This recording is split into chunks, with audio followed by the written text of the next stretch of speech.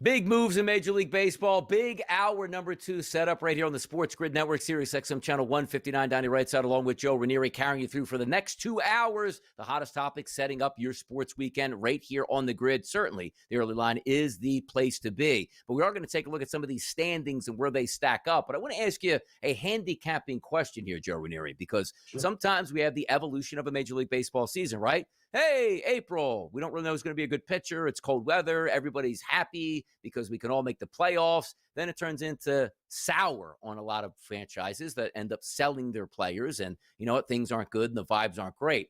Transitioning in this season, which means this next week, do you change your aspect a little bit with players that might be traded? Because the one thing we do know is in the past, you used to get to a sports book and say, all right, my pitcher's on the mound today, Zach Allen, I bet. And that afternoon, he's traded. You know what? That used to get canceled out unless you hit action. But now you're stuck with that wager here. They don't just give you your money back and say redo it. Do you change your philosophy at all heading up to the deadline? Because we're human beings, and when changes get made out here, we're affected by those changes. So how do you approach the trade deadline with maybe the psyche of a certain team looking to sell or even looking to buy? Well, that's the other thing, right, Donnie, is because some teams, they're walking into the locker room right now and they have absolutely no idea whether or not they're going to be in that locker room by the time the game ends, where the trades are coming. So, usually the trade deadline in Major League Baseball is a very volatile situation because, guys aren't exactly tuned into what's going on because they're worried about all sorts of other things. They got wives, they got families. All of a sudden now they're going to be in a different uniform, moving out. So tread carefully because a lot of times the teams that are locked in looking to buy, they're fine. It's the teams that you have already marked as sellers. They might be in a big fade spot here in a couple of games coming up. Also, and then once you get past that trade deadline, because everybody has morale in a locker room, right? You're taking a look at a team that waves the white flag. It's like, well, ownership is saying we can't win this year. There's not 1 week left to go in the season like it's NFL week 17. You're just waiting for week 18 and off you go into the off season. You have 2 full months to go in a regular baseball season. Now, also understand this too, Joe, as we know. Those price points that you got in late March, early April, and May are going to be taxed. Oh, you like the Yankees against the Marlins? And it was like, let's just say it's a minus 195 price. By the time you get to August, that's a minus 225 price. Can you find value in the underdogs? Because they're still going to play, even though they know they're not supposed to win technically at this point. But even taking favorites now, boy, Joe, you pay a premium down the stretch for this team needs to win, this team doesn't. That's the other thing, Don, is that you will also have teams where, listen, inevitably there are going to be teams that have been terrible all year that no matter what happens are going to be terrible again as and play out the season. But there are going to be some wake-up calls in some locker rooms with guys that, hey, they've got contract opportunities coming up. They've already been told, hey, nobody is safe. You're playing for a job. So teams like, I think, the Athletics are extremely interesting with a lot of young guys. Are they buyers? Are they sellers? What are they going to be doing? New ownership coming in. To me, that's a team that you want to keep an eye on because they just sent Taj Bradley down to the minors there. So a lot of change. Players are creatures of habits. They don't like a lot of change. Some of these teams could see an awful lot of change over the next week, and I'd be looking to fade them. Yeah, no doubt about it. And just buy or beware at that point where you're saying like, hey, I don't know about this road because guys are going to be traded. And if you see that scratched from the lineup, there's usually a lot of hugs going on in that dugout and wishing that guy well because he's out of town at this point. So it's an interesting part to handicap a Major League Baseball season coming up. Now you do have that lull period, like August and September. The teams there in September. You have the call-ups where those bad baseball teams like, hey, just see if this closer can close this game out instead of going to your normal closer at that point. So some funny business and shenanigans does start to happen. But if we look at the National League playoff picture, Joe, if the season ended today, the top 3 seeds, the Brewers, the Dodgers, and the Mets. Behind them, if the season ended today, the wild card teams would be the Cubs, Phillies, and the Padres, followed closely by the San Francisco Giants and the Cincinnati Reds. We look at that leaderboard here and it's like, wait a second, what Cubs aren't up there? No. you have been paying attention, the Brewers are playing unbelievable baseball, Cubs slipping up just a little bit. The Dodgers, who are still in first place, not playing their best baseball because teams behind them aren't playing their best baseball either. And then the Philadelphia Phillies and the Mets just seem to be on that roller coaster. 2 days first place, 2 days second place, 2 days first place, 2 days second place. As we look at the top shelf teams like the division leaders, let me ask you this question. Brewers, Dodgers, and Mets. Is that the three that we're going to see as the division winners here? Or are we going to get some changes? Because the Dodgers, to me, feel like, yeah, that's going to be there. But the Brewers and the Mets, man, day to day, it's going to be a crazy finish, isn't it? Well, I mean, when you think about it, right? Dodgers have a 5-game lead over the Padres, a 6-game lead over the Giants. Arizona was interesting because they're 10 games out behind the Dodgers, but if they could get hot, we've seen this Arizona team ride it right to a World Series appearance, right? So, if they're going to be sellers, that's a locker room I'd be a little bit worried about right now with Josh Naylor being the first piece. But the other two, it's going to be Mets, Philadelphia, and it's going to come down to the Cubs and Milwaukee. I don't see any other team involved in those races outside of them. I don't see Cincinnati all of a sudden getting red hot, making all of these moves. They're a 500 club. They're not in the same conversation as the Cubs and Milwaukee. I think those 4 teams, it's just going to matter of, okay, who does the best next month when the season comes down to end. That's who's going to win it. But they're all very dangerous as wild card teams as well. Yeah, you take a look also at the remaining teams, right? You say, okay, well, if the season ended today, the Padres would be that final wild card spot. That's a pretty good, top 6 that's going to head into the playoffs here for the NL. But the team's still on the cusp of it, a game or two back. The Giants, the Reds, even the Cardinals there, who's really a surprise, not playing their best baseball right now, picked up that victory yesterday over the Padres in that wild card race. The Diamondbacks, who have 50 wins, so essentially they're 5 games, let's just say, out. They'd have to jump a few teams, but they're selling. So they're going to bottom out sooner than later. The Marlins, Braves, Pirates, Nationals, and Rockies probably not going to do much either, which is so crazy to say the Braves in that same sentence as the rest of those baseball teams. Just nothing went right for them. But if I gave you those 2 teams here, the Giants and the Reds, as if the Padres would already make it in as that last team, which team would you feel would jump the Padres, Phillies, and possibly Mets, let's just say, or anybody else to get in? Do you feel the Giants or the Reds have what it takes to actually make a playoff run and get in the playoffs? I do not. I don't like the Giants offensively. And I do not like the Reds bullpen in any way, shape, or form. They've been hot and cold all year long, the Reds. You can't trust them, Donnie. One game, they'll score 12 runs. The next, they can't hit water if they fell out of a boat, and they'll score 1 or 2 runs and get blown out. That bullpen is a problem for the Reds. They're not going to jump into the market and start improving that bullpen. So I think both these teams, you already got the Devers move if you're the Giants. At this point, you are what your record says you are. You're a flawed team that is not as good as the teams that are ahead of you. So I don't see either of them making a run at any of those teams in front of them right now.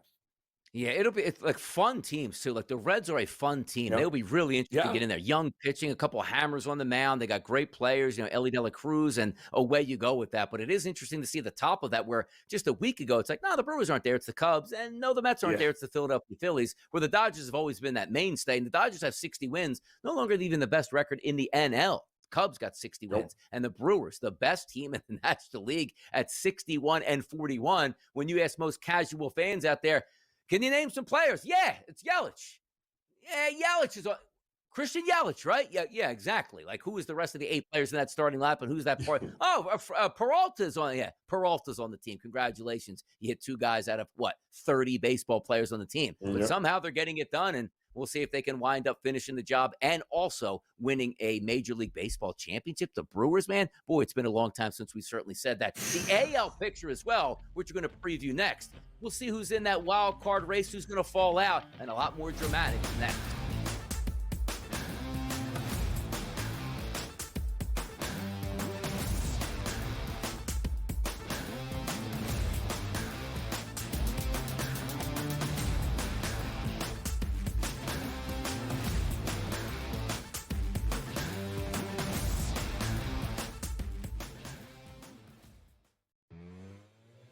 it was rich that you're talking about the fact that you don't know what the point of going out there and playing golf and winning golf tournaments when you've got guys who are pining, living in their cars, trying to make a cut, playing the DP tour, desperate just to be in an event, let alone have the ability to talk about winning an event and being like, I don't know why I'm doing this. Fulfill me. I'm not fulfilled as a golfer.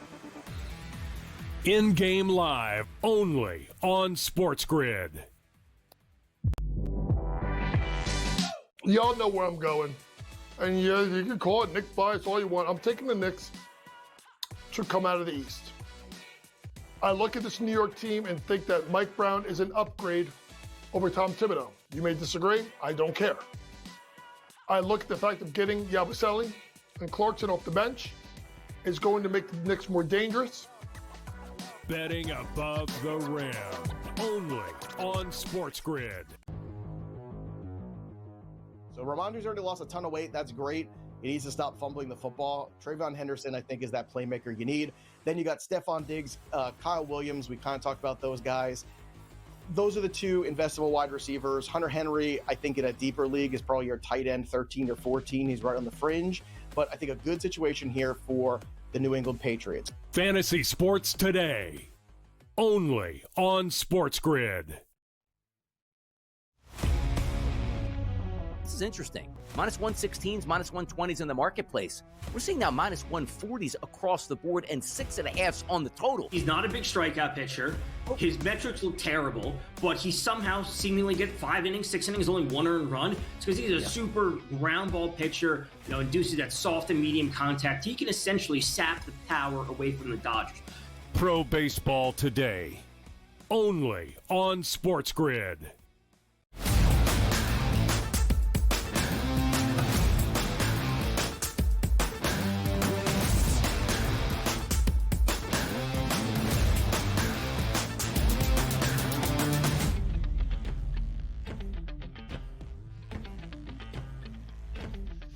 The NL pennant here because somebody has to win the National League. And what was a foregone conclusion to start the season still feels like it's being priced as a foregone conclusion. That's the Los Angeles Dodgers to win the NL. They're priced right now, Joe Raineri, at a plus 120 number. The Philadelphia Phillies at 5-1. The Mets at plus 550. Brewers, who actually have the best record here in the National League, at a 7-1 price and tied with the Cubs at a 7-1. Let's start up top. The Dodgers creeping into that territory of not having the best record in the National League, but almost into minus money as the odds-on favorite to win the National League. Plus 120 for the Dodgers. If I told you today you had a free bet, would you be placing it on the Los Angeles Dodgers at a plus 120 price to win the pennant in the National League?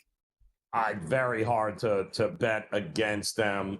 Reinforcements, obviously, from a pitching perspective on their way back. They've shown they're vulnerable. They may not be the 6-7 win team that everyone thought they were going to be this year. The bullpen, the injuries to the starting rotation have mounted. And quite honestly, they're a little top heavy. So it's not like the Dodgers are a automatic like everyone thinks they are. But the question is, who can we trust to go and beat them? And right now, until the Phillies, I see what the Phillies do over the next week as far as their bullpen goes.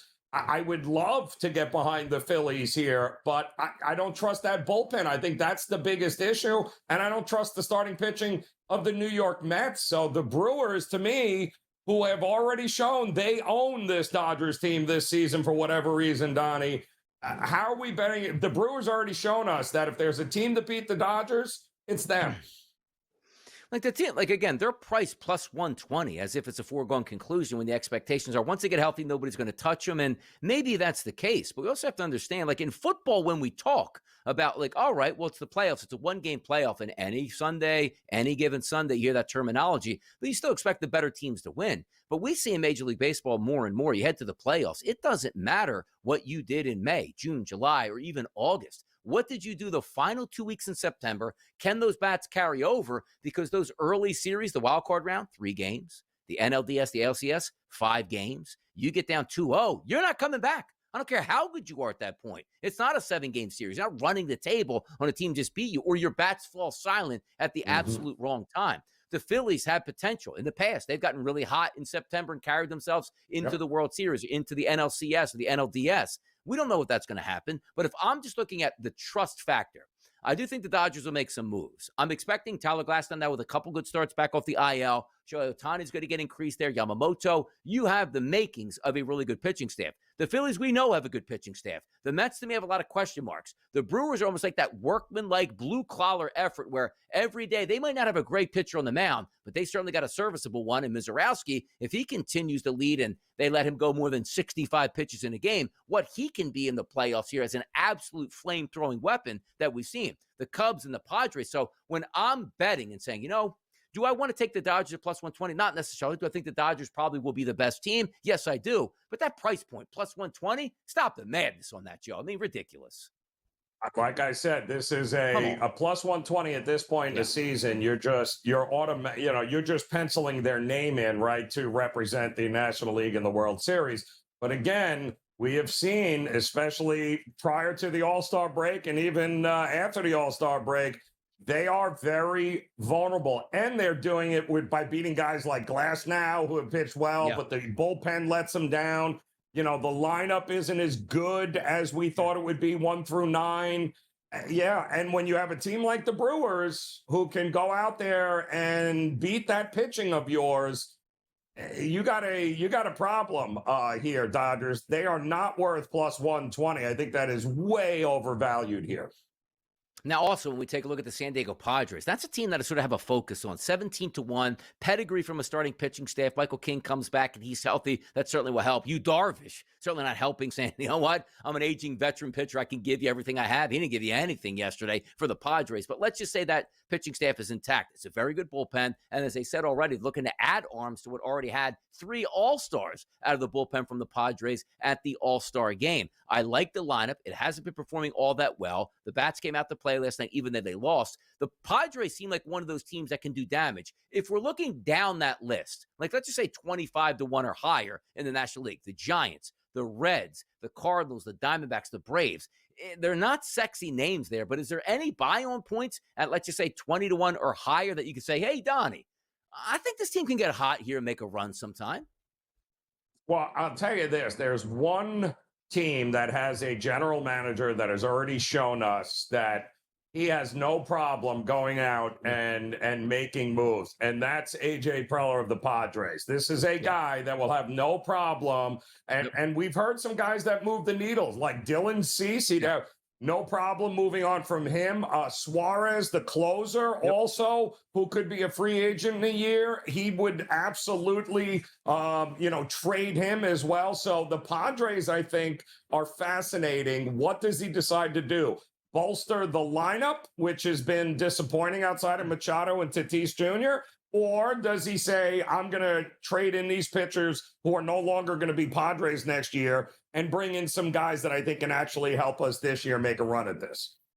Yeah, again, there's a lot to shake out here. We're talking about this still, and it feels like we're talking about it ad nauseum because, yes, it's a long baseball season. You go from April, May, June, and now we're at the end of July. We still have August and September to get through before then, obviously, we filter in here to the playoffs, which go to October and November. But the trade deadline is some key ingredients. We're not looking at, as Joe stated earlier, and rightfully so, a game-changing Max Scherzer in his prime Cy Young. Like, oh, Skubal just went to the Yankees, or, Paul Skeens just got moved to the Los Angeles Dodgers. Oh, that'll do it. That series is a wrap, and they're certainly going to win the World Series. We don't have that, which is some fun to talk about, where those price points are the ones that you want to start to dial in and take a look at. The Dodgers plus 120. Yeah, they're probably the best team. Who's playing a plus 120 in July when injuries can happen and things just might not work out? Or do you want to totally give up on the Atlanta Braves at 220-1? Maybe the Phillies falter. Maybe they're injured. Maybe the Mets aren't as good, and they fight their way back somehow into a wild card spot, and you're sitting on a World Series ticket at over 200-1. Are we saying that's going to happen? No, but it's fun to talk about those options where it's like,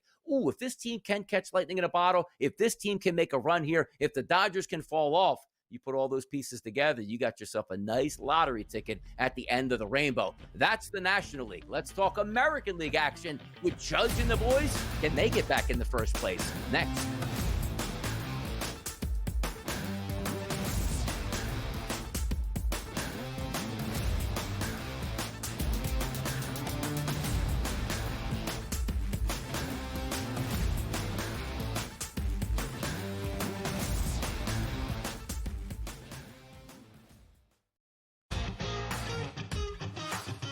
he was already doing the dusting of the spot of where this one was going to go after Augusta this year. And the players, he's had this insane start to the year. We won 3 times. Surely Scotty Scheffler isn't going to have a resume by July that's going to be way better. It's just, there's no way. But here we are. It's Scotty Scheffler with 2 majors on the year. The Smiley Show, only on SportsGrid. To be able to get in the college football playoff. And the 3 games I mentioned, if they win at least one of those, guess what? They'll finish 10-2, and they'll be in the college football playoff without fail. So I think when it all comes down to it, that's really what this is about, team success as much as it is individual success. And if Arch has this team playing well and winning 10 games, I think the Heisman numbers are going to be there to back that up just based off of the offense that they play and how they move the football. The Early Line, only on SportsGrid. I think he's on easily the back 9 of his career at this point. A lot of fans I see on social media saying, oh, we got to sign this guy. We got to sign this guy. Something left here with Noah Fant? What gives? I think they were ready to move on from him as a veteran, but I think Fant is like a number 2 tight end for a contender who can play a lot. I think that would interest me, and I almost been looking around trying to find a good landing spot for him, and I've settled on what if he were to go back to the Broncos and sort of back up Evan Ingram. Newswire, only on SportsGrid. When it comes to the running back situation, I think Browns fans were pumped to see what Dylan Sampson and Quinshon Judkins were going to look like, especially because Judkins is a Buckeye. This is Buckeye territory up here. Ohio State fans were super excited about that. It let a lot of air out of the tire when it looked like this kid's going to miss at least the first 6 games of the season. So they could have a good running back, Tim. In-game live, only on SportsGrid.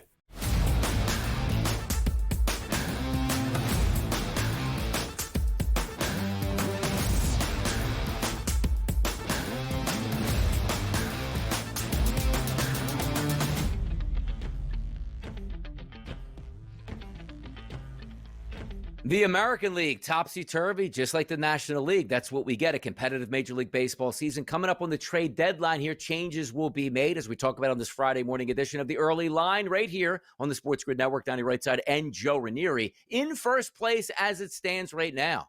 The Toronto Blue Jays in the American League East. You take a look at the Central, it's still the Detroit Tigers, and then the Houston Astros in the AL West. As we take a look at the National League, just as the comparison, half-game lead for the New York Mets over the Phillies, 1-game lead for the Chicago Cubs behind the Brewers, and then you take a look at the Dodgers, 5 games up on the Padres. Everybody in the American League is at arm's length right now. As we talk about the Jays, who a month ago, you never would have thought they would be in first place over the Yankees. Here they are. The Astros started the season like, oh, this team's cooked, man. They just don't have that same firepower. They have a 5-game lead now. But the question I want to ask you here is the team with the 8-game lead, which normally you would say, my goodness, they're playing great baseball. If you told Tigers fans, Joe Raineri, before the season started, we're going to take a look on July 25th, give you a snapshot. They have an 8-game lead over the Guardians. You'd say this is some of the best baseball we've ever seen.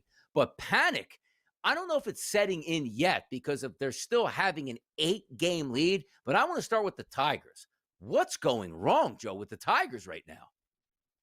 Well, the offense, which is, let's face it, they only win Scooble games now, and everybody else is a liability. The bullpen is imploded, and they're not getting any run support, Donnie, which is absolutely crazy. And it all seems to stem around. I mean, Riley Green all of a sudden has gone completely cold.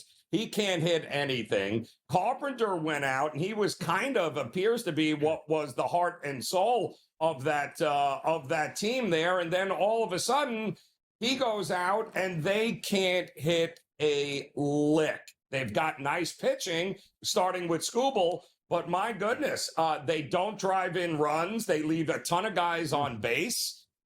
What you're seeing Toronto do now, hitting wise, looks a lot like what Detroit did in the beginning of the season, but my goodness, have they cooled off. They need to get Carpenter back in that lineup as soon as possible because he seemed to be really the big catalyst for them. But right now, it is the struggle bus for Detroit. But the good news is Minnesota really going to catch him, Donnie, at this point? Yeah, I don't think anybody's catching them, but you hit the nail on the head at that point because we used to talk about the Detroit Tigers and say to ourselves, well, I mean, yeah, they're a good baseball team, and we'll see where it works out, but not really a lot to love from the plate appearances. Maybe some of those young guys will get it together. They put it together the first half of the season. Like, we were just taking that for granted. Like, okay, they finally arrived in the way they go. Like, so many years we talk about the Seattle Mariners, who, again, Cal Raleigh's not going to cover off the baseball. Rosarania's there now. They just make a trade for Naylor. But it's always like, well, tell me about the Mariners, Donnie. Well, the Mariners, they just don't really hit when they need to hit. They lose games 2-1. It's like, okay. So when they go back to doing that, it's like, that's the expectation. But it was always like, okay, Detroit's got good pitching. They pitch in a pitcher's ballpark. Spunky young lineup out here to see if they can get the job done. And this year they were doing it in spades. Now they're not doing it in spades, which is quite a shame that you look at it. But you're right about it. You would say, okay, 4.5 game lead. Oh, time to panic. 1 game lead. What have we done? But all you need to do is win 2 of your next 3 games, and the Guardians to lose 2 of the next 3. It's like, okay, back up to 10 games. No big deal. Let's get our, stripes back. But betting the Detroit Tigers right now, what's your feel on that? Is it riding streaks in both directions, good and bad? Or, you know what? We might be buying low on the Tigers now on a day-to-day basis because they can't be this bad for long, or I only bet them on Scooble's Day? Listen, they played themselves. They played so well and got a lot of things go their way early in the season, Donnie, that they played themselves into a postseason. I just never, the reason I didn't like it had nothing to do with pitching, although that bullpen is a little suspect, but it was, I don't like that lineup. I don't think that is a postseason lineup that's going to out-hit the Dodgers or the Yankees or Toronto. That's not what that lineup is. It's a decent lineup, but there is nobody 1 through 9 who I'm going, man, you just got to get through the first 4 or 5. No, I don't think it's a great postseason lineup at all. Now, if we do take a look, because we have some time in the next segment, we're going to take a look at like teams that can win the AL pennant. We'll certainly go through the wild card standings and who we think can make that run. But if we do look at teams like the Guardians, I don't think they can chase the Tigers down. If we're looking at the AL East, like the Blue Jays right now are hot, but the Yankees 4.5 games back. The Red Sox, who were fantastic before the break, coming out of the break, struggling just a little bit. There's still the Tampa Bay Rays. You always know who lurk around. So in the next segment, Joe, I'm going to ask you about that American League, if there is a team that can take down the Toronto Blue Jays. Then we'll go out to the West. Is there a team that you feel can take down the Houston Astros? And then we'll take a look, certainly, at the pennant odds to see who's going to win it all in advance and play the National League in the World Series to see who can get that trophy in their building, people. It's Friday, right here on the Sports Grid Network. It's the early line. It's Joe and Donnie. We'll be right back.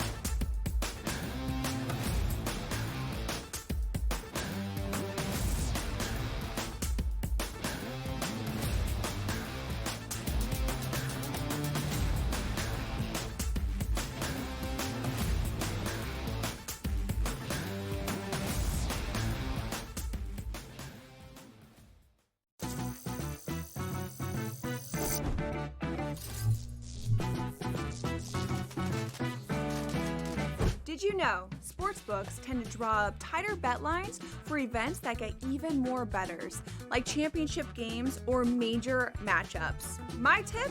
Try betting on less popular sports. You might have a better shot at beating those odds. Now, go get lucky. See you in Las Vegas. Let's get lucky. They still need Kelsey to beat Kelsey at times. I think they will baby him again. He won't be out there for 70, 80 plays. He's going to be out there for 55 plays, somewhere in that range here to keep him healthy as the season goes on here. So we have to keep that in mind as well. Plus the backup tight end there, he has some big games as well. So I think Kelsey is still very usable, but I think what you want to be careful about is you don't want to draft the name anymore. Fantasy Sports Today. Only on SportsGrid. The game is on. The stakes are high. But the action isn't just on the field. He's rearranging that ring. Get it inside! SportsGrid's in-game live. Your ultimate second screen experience. A little flyer, couple 15.5 points live line. Every prop, every play, every day. Anything can happen. It's complete chaos. It's smarter to be on SportsGrid.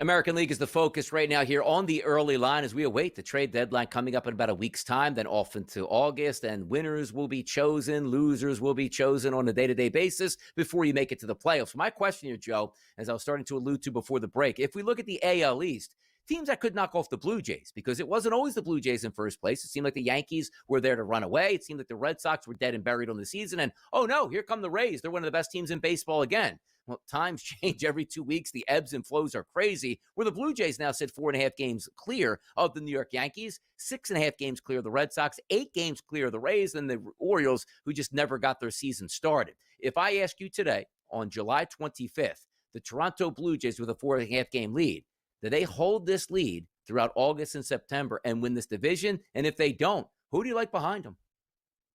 Yeah, I don't think they do, Donnie. And obviously, I still think it's the Yankees' division here to get done. And I'll tell you why I'm not sold on the Blue Jays just yet is look at their home road splits, Donnie. This is a different team on the road than they are at home. They have been great at home. They've crushed the ball at home. But on the road, they are a different team.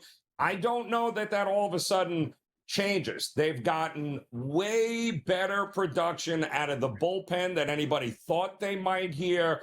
But ultimately, that starting rotation, I mean, who brings you the most confidence? I mean, who in a series, Donnie, you're going to go, well, you don't want to face Jose Barrios. What, Gausman? Bassett only wins at the Rogers Center. He doesn't, he's worse on the road. So, Toronto's a great story. They started off slow. They really ramped it up. But a team with this kind of home road split scares me a little bit. Yeah, it is. It's interesting there because you're right. And also, these are great hitters' ballparks. It used to be like, man, Tampa's a terrible hitting ballpark. All 5 of those teams have great scenarios. But you're right about this because the thought process right now on the Toronto Blue Jays is, boy, they knocked the cover off the baseball. They've been sensational. Well, look at the runs scored for the year. They got 485, which might seem okay. But then you say, Yankees got 530. The Red Sox got 510. 483 for the Tampa Bay Rays, only 2 runs behind them. And even the Orioles are struggling at 416, way in the back of the pack. Be interesting to see how it plays out down the stretch in the American League East. But right now, the Jays hold those cards where one of these teams can get hot. One of these teams can make some change at the deadline and sort of catch that current and see if they can win the AL East. Flip it over to the Central. We'll keep it quick on this one again. We don't think anybody's catching the Tigers, right? Like, you would have to see one of the most epic collapses in Major League Baseball history for them to just get knocked out because the Guardians were in sell mode 5 days ago. Same thing with the Royals, the Twins, and the White Sox. But now you're sort of giving them a little bit of lifeblood. So like, hey, how long can this losing streak go? Can you lose 20 of 24 games and we can get back into the race? Which is an honest assessment. The Tigers, for us, Joe, they're winning this division, right? It would be shocking if they didn't. I mean, they did exactly what they needed to do. Yeah. They won that division in the first half because they played unbelievable. But I also think it's fair to say, Donnie, they played well over their heads in that first half. Schedule favored them. They got great production up and down the lineup. And that's all gone away now. And outside of Skubal, there isn't one pitcher they can throw out there on the mound where you're like, that's all right. They're going to be fine. They're going to snap. No, it's not, unfortunately. So it's Skubal or bust right now for them. Congrats, win the Central. Well, what happens after that, though, Donnie? Yeah, maybe Skubal could pitch every single game in the playoffs to give them that added advantage that nobody saw coming here. Other than that, it just doesn't seem great for the Tigers. But let's get out to the West. Houston Astros, no strangers, Joe, to winning that division. 16-43 on the season. 5 games clear right now of the Seattle Mariners. Behind them, the Texas Rangers, who are playing better baseball before the break, under 500. Post-break, 53-30 now. The Angels, I don't put much stock in. And then there's the Athletics. Can you give me a reason to believe one of the 2 teams, the Mariners or the Rangers, can overtake the Astros? Or, nope, they just don't have that pedigree. Astros are going to hold this down. I mean, but the Astros are beat up. I mean, the injuries are piling up left and right with them. It's hard because of the experience with the Astros, and that bullpen, by the way, is a championship bullpen. That's a bullpen that, if they don't bury them for the rest of the regular season, come the postseason, that's a bullpen with a lead that's probably not going to lose many games here. But Seattle is fascinating to me because they've got Kirby back, right? They've got Logan Gilbert back. They got Castillo, who's been much better now the second half of the year. And this is a lineup that they're playing with power. They can manufacture runs. I mean, Seattle should not be slept on. I can't believe I'm saying it. I think the rest of that, I think Texas is done, but I think Seattle is far from finished in that division. It's interesting. It really is. Like, they're trying to get those bats up there. We always know the pitching can certainly turn around. And for the Mariners, a lot of good young pitching prospects that have had some pretty good stays here in Major League Baseball. It's almost like that's a team that's lying in wait at this point, as we see. But if we do line up the teams, we just talked about the division leaders, right? Blue Jays, Astros, and Tigers. The wild card teams, if the season ended today, in that 4 spots, the Yankees, the 5 spots, the Mariners, the 6th spot. How about those Boston Red Sox, and just behind them, the Rays and the Rangers? If we hit that cutoff line and say, okay, the Red Sox are in, the Rays and the Rangers, I look at the Rangers and say there's so much talent, and the expectations before the season they weren't living up to, playing their best baseball right now, getting healthy. Jacob deGrom looks like he's sensational. Eovaldi back from the IL as a true 1-2 punch. Could it be the Rangers that crashed the playoff party here for you, Joe Raineri? Is there somebody else on that list that you feel can get into that wild card round? We bet them at a pretty good price a little over a month ago, because I thought maybe, just maybe, if they can get Corey Seager back healthy, those bats can show up. And sure enough, Seager has carried them offensively since he's been healthy. But you and I both know you can't rely on him, because would another trip to the IL shock you with Seager? It wouldn't me. Yeah. But a lot of these guys have not lived up to their expectations. The bats just weren't there. And outside of deGrom and Eovaldi, I don't like that bullpen of the Rangers at all. And I don't know if there's anything they can do at the deadline to improve it. The Rangers are going to have to slug their way into beating Houston and Seattle. They are more than capable, but my goodness, hard to trust them at this point. It is hard to trust them at this point, which then brings up the AL pennant odds right now. We talk about the Dodgers in the NL at a plus 120 price. Like, ooh, that's really low at this point. Yeah. You don't have it quite that low, but also still, the Detroit Tigers, Joe Raineri, sit in the lead at a plus 330 price, followed by the Astros and the Yankees. Each one of those teams anywhere between plus 330 to plus 390. Do you agree with the odds makers that the Detroit Tigers right now should be in that lead spot? No, that's hilarious. Absolutely not. That's worse than the Dodgers being at plus 120 here. Absolutely not here. Again, you got one guy that we would look at and be like, yep, they'll win the first game of that, but they're not winning anything else here. Don't like the Tigers as the favorite. I think the Astros, Yankees, Blue Jays, Mariners, I think that's where your American League pennant is going to come from. Could we get hot later on down here, Joe? Could we get hot with a 15-1 price on the Boston Red Sox, the Rangers at 17-1? Heck, even those Rays, the Rays are due for a comeback at some point in the season. Like, man, the Rays are still hanging around. They're 2 games back. Is there a team lower down that odds leaderboard that you say, well, if I had to take a chance on, this might be one of the teams I'd take a chance on? Yeah, well, I mean, I think the Rays are interesting here because I think they have better pitching than the Red Sox. And I think depending on whether they're buyers or sellers coming up, McClanahan, I think, is on his way back. So I think the Rays are fascinating at a 21 to don't forget, it wasn't, a month ago that we were talking about them having to find a new ballpark for the postseason. Yep. I don't know, much has changed here. Yeah, by the way, why do they have to find a new ballpark for the postseason? Like, where would they even go? Miami? They play their home games in? Just wow, this team is on sale right now, trying to make deals at the deadline, trying to find a ballpark, and let's still trying to mix in a playoff run at this point. Wouldn't it be so baseball god crazy for the Tampa Bay Rays actually make a run and win the World Series as like a nomad franchise at this point? Crazier things certainly have happened. And you know what else would be crazy? If we don't get resolution on the Indianapolis Colts quarterback situation over the next 2 weeks. Let's talk about that.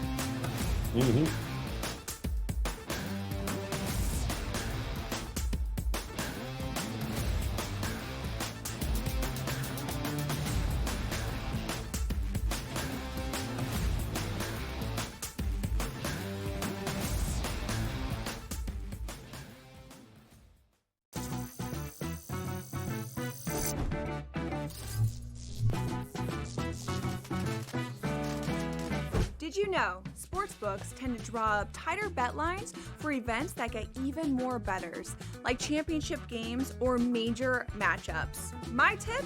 Try betting on less popular sports. You might have a better shot at beating those odds.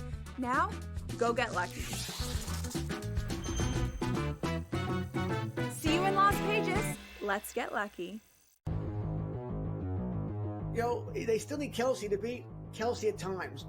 I think they will baby him again. He won't be out there for 70, 80 plays. He's going to be out there for 55 plays, somewhere in that range here to keep him healthy as the season goes on here. So we have to keep that in mind as well. Plus the backup tight end there, he has some big games as well. So I think Kelsey is still very usable, but I think what you want to be careful about is you don't want to draft the name anymore. Fantasy Sports Today. Only on SportsGrid. The game is on. The stakes are high. But the action isn't just on the field. He's rearranging that roof. Get it inside! SportsGrid's in-game live. Your ultimate second screen experience. A little flyer, couple 15.5 point live line. Every prop, every play, every day. Anything can happen. That's complete chaos. It's smarter to be on SportsGrid.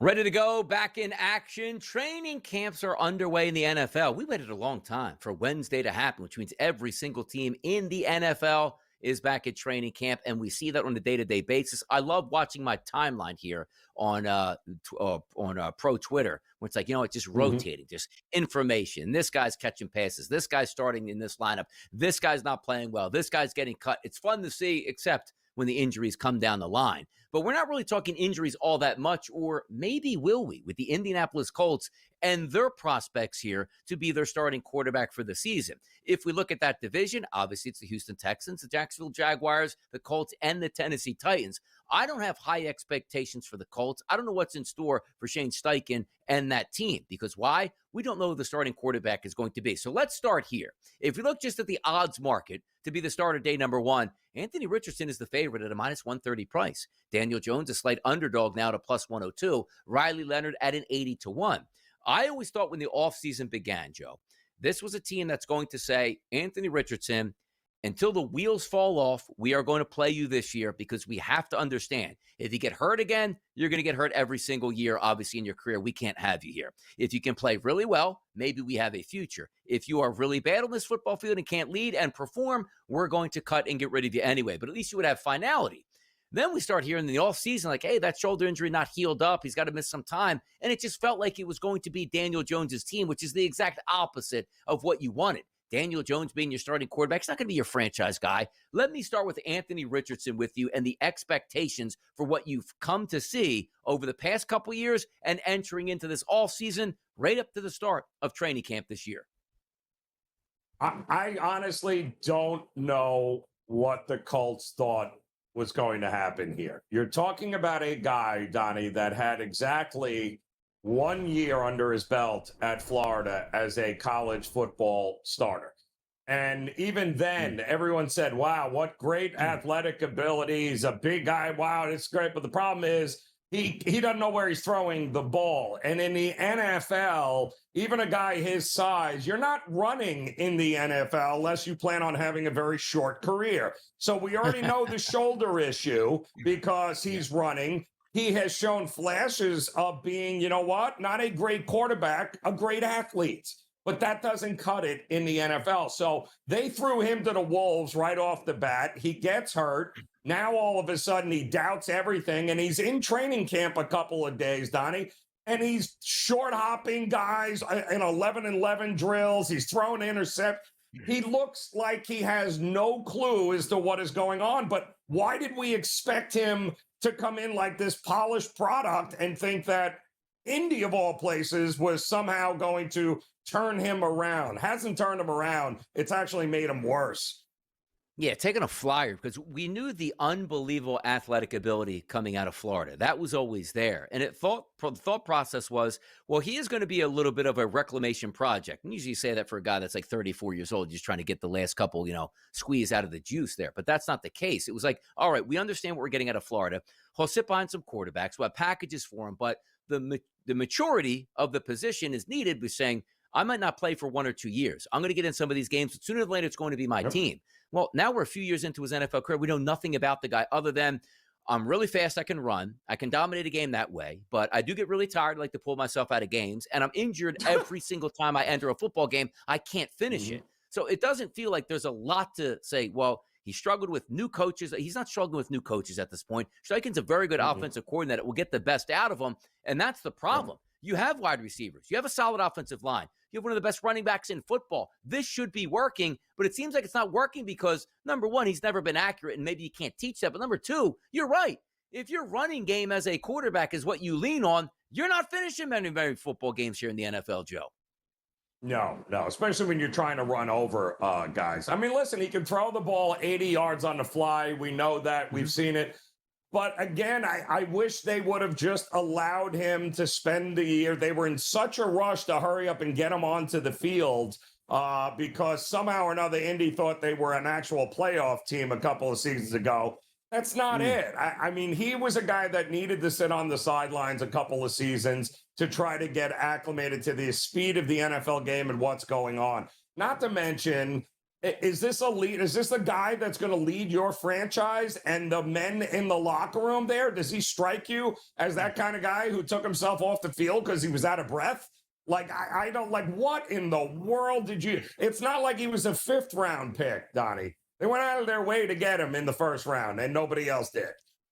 Correct. And you wanted to know sooner than later if he's going to be good. And you thought you might not be getting a look at him this year with those shoulder injuries. Now, he's going to try to play through that. And the interesting part about that, too, is you say to yourself, Anthony Richardson is a minus 130 price now. Like, he wasn't the favorite for a long time. Like, it almost felt like Daniel Jones was assuredly going to be that starting quarterback because Anthony Richardson just wouldn't be healthy in training camp. That doesn't seem like the reflection point now from the Colts and that organization. So now Richardson is the favorite. If I were to give you those same exact odds that you see on the screen, minus 130 for Richardson or a slight plus money price on Daniel Jones, who is your starting day quarterback here for the Indianapolis Colts, Joe?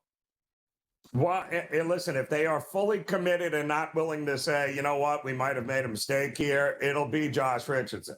But I can tell you this, will he be ask me who's going to be the starting quarterback in week 2, 3, 4, and my answer would not be Josh Richardson. I think eventually, and don't be shocked if we don't get a look at Riley Leonard here at some point also coming in. Don't be shocked because I'm telling you, he's not ready to be an NFL starting quarterback, Anthony Richardson. But because they drafted him first, and they're invested in him, they have no choice, Donnie, but to keep throwing him to the wolves. And I think that's not a great situation for him. It's not, but if you're a Colts fan, you can't be happy with this because on one hand, it's like, hey, we were excited about Anthony Richardson. He didn't work out. But on the other hand, do you want to win an extra football game or two because Daniel Jones might be competent? Like, you might as well just play Riley Leonard and say, all right, if Riley's good, we can use him. If Anthony Richardson is good, you can use him. You're not really going to use Daniel Jones as your franchise guy, and that's going to give a lot of optimism to the organization. So as much as it pains me to say, I need Anthony Richardson out there day one. I don't care if he's 5 of 35 every game. Just show me he's really bad so we can finally move on at this point. And if Daniel Jones starts opening day, what are we actually doing as a franchise Indy at this point? That can't happen. I'll tell you what else can't happen. Many wins for the New Orleans Saints this year. Woo, boy. We'll talk about them Saints next.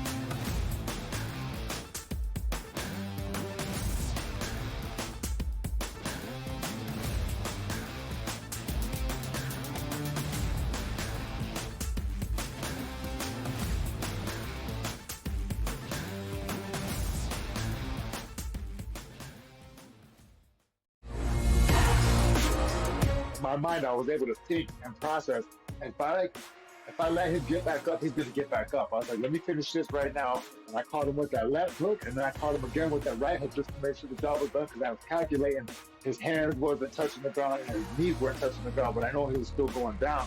To make sure he wasn't get back up, I had to let those last two off, man. Combat Sports Report.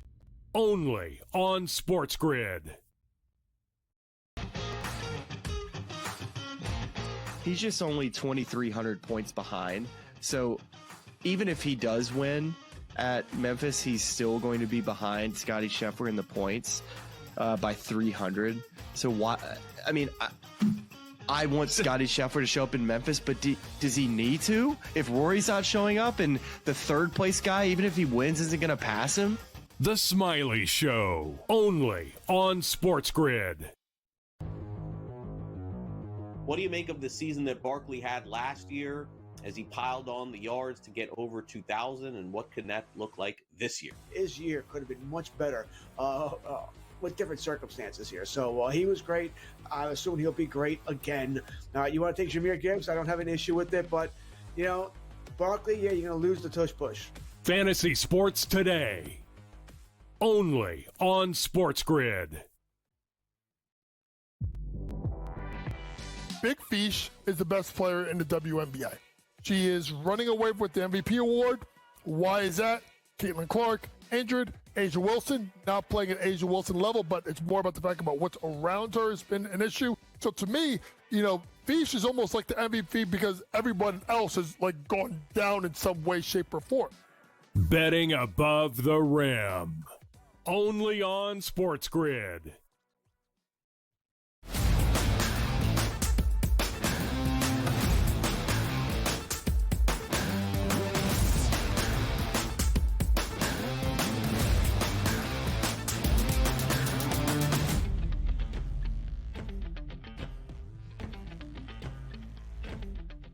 We're talking quarterbacks here, people, on a Football Friday edition because football season is here. Training camps now, next Thursday, preseason football games. Energy is high. But before we get out of Anthony Richardson, Daniel Jones, and transition into Tyler Shough, Spencer Rattler, and Jake Haener that we'll talk about in a few moments. Yeah, get ready for that. Those three combinations if you want to root for a certain football team. But I got a quarterback hot take that was released this morning. Dov Kleiman on social media, on Twitter, tweeted this out about Bengals Joe Burrow. He's a quirky individual, Joe, that we do know. How about this take? If you go on a boat, you're committed. You're there for hours. I like a boat for 45 minutes. But after 45 minutes, I'm like, okay, I like it. I've seen it all. We're on the water. Stop the madness. I know people don't like the ocean sometimes. I know people don't like to go out on the lake. I know people don't like fishing. But when somebody's like, hey, I got a nice boat, we're going out in Miami, in nice weather, up the East Coast, in the Great Lakes, whatever, that's a great day. And if it's hey, we're out on the water at 8 o'clock, we get back at 7 o'clock at night, that's an even better day. 40, but is that rich man's problems here? 45 minutes, seen it all, been there. Just get me back to shore. I don't agree with this, Joe. You're from South Florida. You can't agree with this take, can you? Terrible take. No. Unless, of course, it's 6 to 8 foot seas, Donnie, at which point, let's not leave the docks. Yes, I'm with you. But if I'm cruising up and down, listen, the old adage, Donnie, is the best friend to have, you know what, is a friend with a boat. That's the guy that you want to have as a best friend all day, because you know what happens when they bring the boat back? You ain't the one who's got to clean it. You're not the one who's got to dry dock it and take it out of the water. So, find yourself a friend with a boat and just enjoy every minute. Nothing like it, especially on a calm night. Nothing like spending some time out on the water.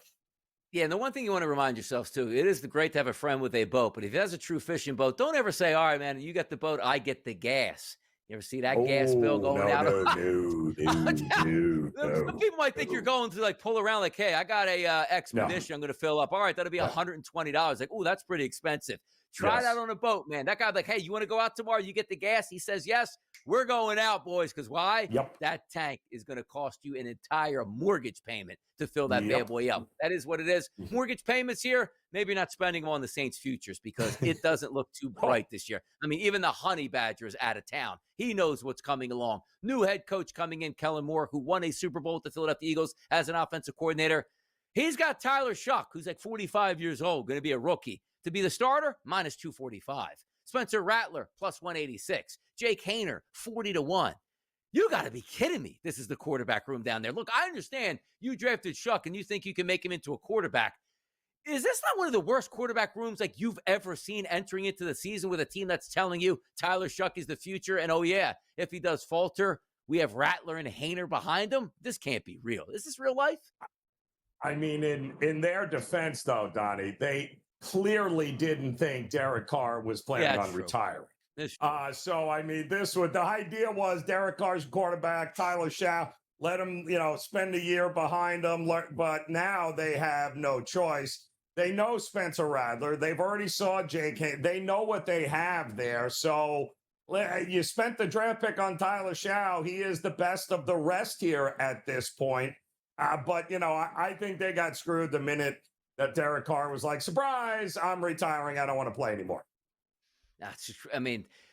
You do have to sometimes get down to the foundation level as a franchise. And part of the reason why they liked Kellen Moore and they thought he was a fit, he's a younger coach. They gave him an extended deal, and they had to sell him on, I understand, we're going to pay you a lot of money to come here. We're not going to cut you loose after a year and a half because it didn't work out. Not many coaches look at this. Now, granted, there's only 32 jobs in the NFL that are available. Each one of them is great, and you certainly would want to have that. But if you are a coach that's a hot commodity and you're winning a lot of games like in Philadelphia, you could probably have your pick of landing spots.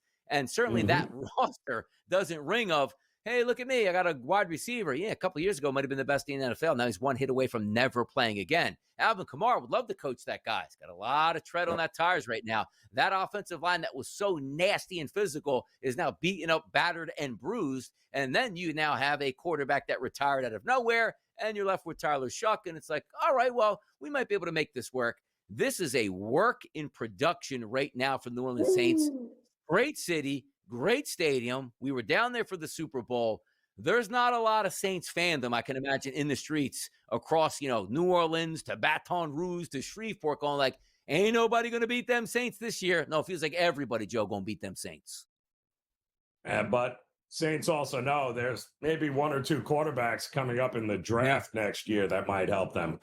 Hey, there was once a Manning in New Orleans. Could be there another one. You never know. We'll be right back here. Hour number 3 is on deck.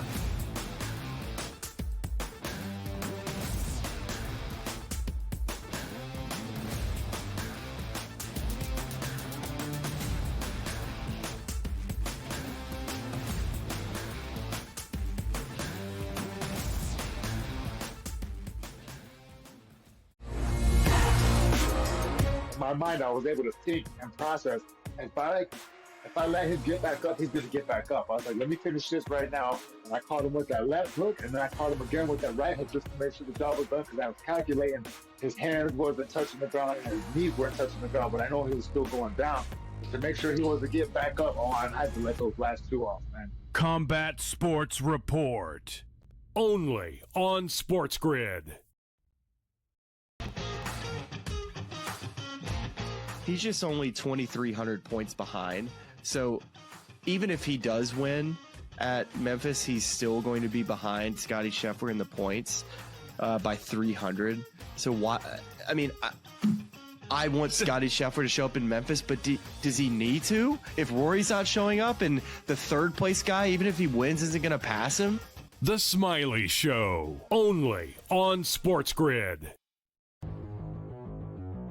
What do you make of the season that Barkley had last year as he piled on the yards to get over 2,000, and what can that look like this year? His year could have been much better with different circumstances here. So he was great. I assume he'll be great again. You want to take Jahmyr Gibbs? I don't have an issue with it, but, Barkley, you're going to lose the tush push. Fantasy Sports Today. Only on SportsGrid. Big Fish is the best player in the WNBA. She is running away with the MVP award. Why is that? Caitlin Clark, injured. Asia Wilson, not playing at Asia Wilson level, but it's more about the fact about what's around her has been an issue. So to me, Fish is almost like the MVP because everyone else has gone down in some way, shape, or form. Betting above the rim. Only on SportsGrid.